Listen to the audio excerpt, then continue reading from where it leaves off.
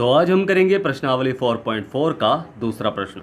इससे पहले हमने पहला प्रश्न आसानी से सॉल्व कर लिया है और उसे समझ भी लिया है। जो हमारे चैनल पर नए हैं वो हमारी पिछली वीडियो को हमारी प्लेलिस्ट पे जाकर देख सकते हैं, या फिर मैंने उन वीडियो की लिंक डिस्क्रिप्शन बॉक्स में भी दी हुई है, आप वहाँ जाकर भी उन वीडियो को देख सकते हैं। आज का जो आपका प्रश्न है वो समाज विज्ञान से है। आपको मुझे बताने हैं भारत में सिंचाई के प्रमुख साधन, यानी भारत में सिंचाई के प्रमुख साधन कौन कौन से हैं। इसका आंसर आपको मुझे कमेंट बॉक्स में लिखकर भेजना है। तो चलिए शुरू करते हैं प्रश्नावली 4.4 का दूसरा प्रश्न। इसमें दिया गया है कि निम्न प्रत्येक द्विघात समीकरण में k का ऐसा मान ज्ञात कीजिए कि उसके दो बराबर मूल हों। ठीक है, k का हमें ऐसा मान ज्ञात करना है कि इस समीकरण के मूल बराबर आए। ठीक है, और बराबर कब आते हैं? जब विविक्त कर बराबर होता है जीरो के, यानी b² - 4ac बराबर होता है जीरो के। तो हिंट मैंने बता दिया आपको। तो चलिए हल करते हैं इस प्रश्न को। तो प्रश्न को ध्यान से पढ़ना है और उसे अच्छे से समझना है, देखना है कि मैं कैसे कर रहा हूँ। ठीक है, समझना है प्रश्न को अच्छे से। तो ध्यान से देखो कि सबसे पहले तो हमें समीकरण उतारना है जो हमें दिया गया है। तो पहला समीकरण हमें क्या दिया गया है? फर्स्ट हमें दिया गया है 2x² + kx + 3 बराबर 0। ठीक है, हमें क्या पता है? हमें पता है कि भाई इसमें हमें मूल ऐसा ज्ञात करना है k का कि इस समीकरण के जो मूल आए वो बराबर आए। ठीक है, k का ऐसा मान ज्ञात करना है कि इस समीकरण के मूल बराबर आए। और मूल बराबर कब होते हैं समीकरण के? जब विविक्त कर में b² - 4ac बराबर होता है जीरो के। ठीक है, तो हमें क्या करना है? विविक्त कर को बराबर रखना है जीरो के, यानी b² - 4ac का मान जो हमें इस समीकरण में bac हमें ज्ञात होंगे उसका मान हमें बराबर रखना है जीरो के। तो हमें k का मान ज्ञात हो जाएगा। ठीक है, तो कैसे करेंगे इस प्रश्न को? हम करेंगे सबसे पहले तो हमें abc ज्ञात करने पड़ेंगे, यानी हमें क्या करना है भाई? कंपेयर करना है किससे? ax² + bx + c बराबर 0 से क्या करेंगे? कंपेयर करेंगे, यानी तुलना करने पर। ठीक है, तुलना करने पर। ये विभाग का मोस्ट इम्पोर्टेंट क्वेश्चन है। ठीक है, ध्यान से समझना, और बिल्कुल आसान क्वेश्चन है, ज़्यादा हार्ड नहीं है। ठीक है, तो x² के साथ जो गुणांक है वो a है, तो यानी x² के साथ क्या है? a हमारा 2 है। b हमारा x के साथ जो गुणांक है वो b होता है, तो x के साथ गुणांक क्या है भाई? k है। ठीक है, तो k हमारा b हो गया, और c हमारा क्या हो गया? चर पद यानी 3। ठीक है, अब हमें क्या करना है? इसे बराबर रखना है किसके? विविक्त करके। अब वो रखना कैसे है? हमें पता है कि मूल बराबर कब होंगे? जब मूल बराबर हो तो स्थिति क्या होती है उसकी स्थिति होती है, स्थिति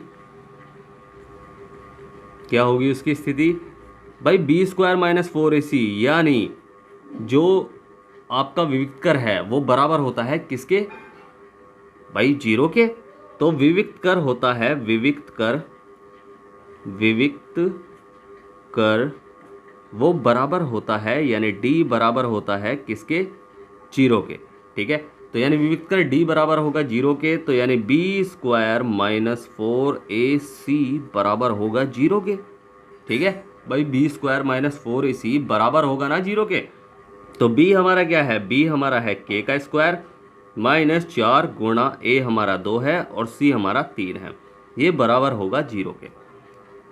इसे हमने जीरो के बराबर कर लिया। अब इससे हम k का मान ज्ञात कर सकते हैं। ठीक है, तो k का स्क्वायर -4 × 12 दूनी 24 बराबर 0। अब k² बराबर, ये माइनस का है उधर जाके इसमें हो जाएगा प्लस का, यानी 24। ठीक है, अब k का हमें मान ज्ञात करना है, तो k बराबर √24, और अंडर में जब आंसर आएगा वो आएगा प्लस या माइनस में। अब 24 का वर्गमूल क्या होगा भाई? 24 का वर्गमूल हम कैसे ज्ञात करेंगे? 24 का वर्गमूल हम गुणनखंड से ज्ञात करेंगे। तो गुणनखंड हम निकालेंगे किसके? 24 के।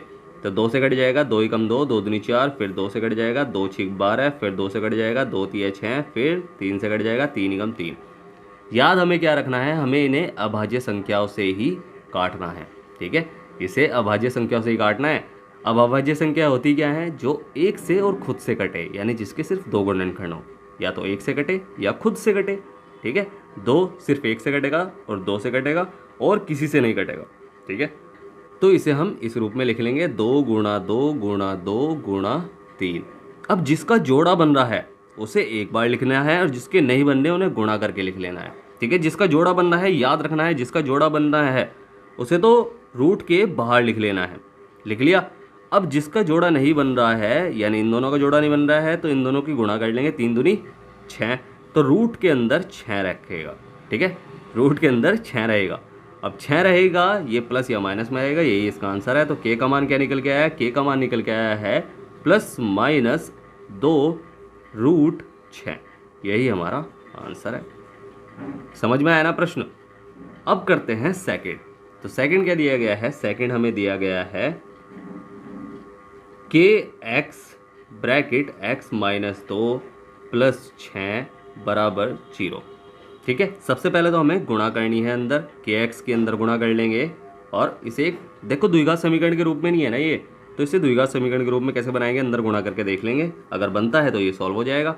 ठीक है, तो के एक्स की एक्स में गुणा होगी तो के एक्स स्क्वायर हो जाएगा, के एक्स स्क्वायर, और फिर के एक्स की 2 में गुणा हो जाएगी तो ये हो जाएगा क्या? माइनस, पहले तो प्लस माइनस माइनस, तो 2 के एक्स और +6 = 0। अब ये द्विघात समीकरण के रूप में हो गया ना। अब हमें क्या करना है? हमें वही करना है कि हमें मूल बराबर भाई जानने हैं ना, इसके पता है ना मूल बराबर है, तो हमें के का मान ज्ञात करना है। तो के का मान कैसे ज्ञात करेंगे?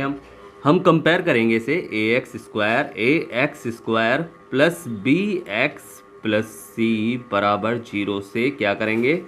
तुलना करने पर। ठीक है, करने पर, और तुलना करने पर जो हम करेंगे तो a हमारा क्या हो जाएगा? a हमारा हो जाएगा क्या? एक्स स्क्वायर के साथ जो गुणांक है वो a है, एक्स स्क्वायर के साथ क्या है? k है, तो k हो हमारा 1 हो गया, मतलब a हमारा k हो गया।